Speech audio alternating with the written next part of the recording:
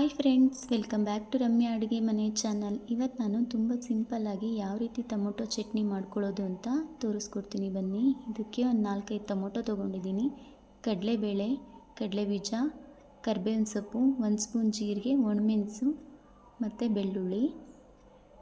ಈಗ ಬಾಣಲೆಗೆ ಒಂದು 4 table spoon ಎಣ್ಣೆನ ಕಾಯಕ್ಕಿಟ್ಕೊಳ್ಳಿ. ಎಣ್ಣೆ ಕಾದಿದೆ, ಕಡಲೆಬೇಳೆ ಸೇರಿಸ್ಕೊಳ್ತಾ ಇದ್ದೀನಿ. ಕಡಲೆಬೇಳೆನ ಸ್ವಲ್ಪ ಫ್ರೈ ಮಾಡ್ಕೊಳ್ಳೋಣ. ತುಂಬ ಫ್ರೈ ಮಾಡಬೇಕು ಅನ್ನೋ ಅವಶ್ಯಕತೆ ಏನಿಲ್ಲ. ಕಡಲೆಬೇಳೆ ನೋಡಿ ಇಷ್ಟ ಆದರೆ ಸಾಕು. ಈಗ ಇದಕ್ಕೆ ಕಡಲೆಬೀಜ ಹಾಕ್ಕೊಳ್ಳಿ.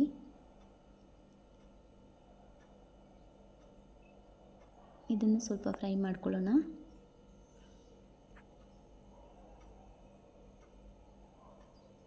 ಈಗ ಒಣಮೆಣಸು ಮತ್ತು ಬೆಳ್ಳುಳ್ಳಿನ ಸೇರಿಸ್ಕೊಳ್ತಾ ಇದ್ದೀನಿ.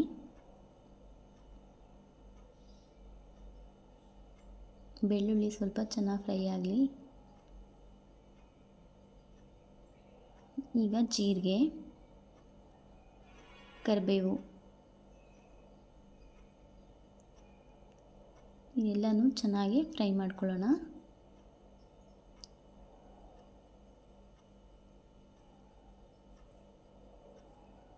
ನೋಡಿ ಇದೆಲ್ಲ ಫ್ರೈ ಆಗಿದೆ. ಈಗ ಇದಕ್ಕೆ ಹಚ್ಚಿಟ್ಕೊಂಡಿರೋಂಥ ಟೊಮೊಟೊ ಸೇರಿಸ್ಕೊಳ್ತಾ ಇದ್ದೀನಿ.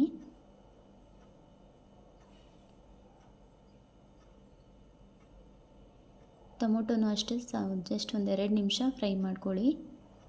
ಈಗ ರುಚಿಗೆ ತಕ್ಕಷ್ಟು ಉಪ್ಪನ್ನ ಸೇರಿಸ್ಕೊಳ್ಳೋಣ.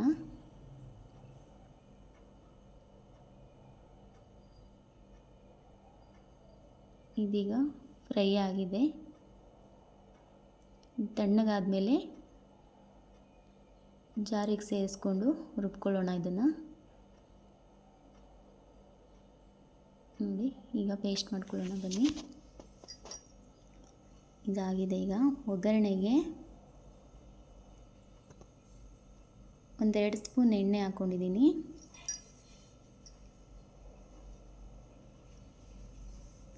ತುಂಬ ಎಣ್ಣೆ ಹಾಕೋ ಅವಶ್ಯಕತೆ ಇಲ್ಲ, ಯಾಕಂದರೆ ಆಲ್ರೆಡಿ ನಾವು ಎಣ್ಣೆಯಲ್ಲಿ ಫ್ರೈ ಮಾಡ್ಕೊಂಡಿದ್ವಲ್ಲ ಅದನ್ನೆಲ್ಲ.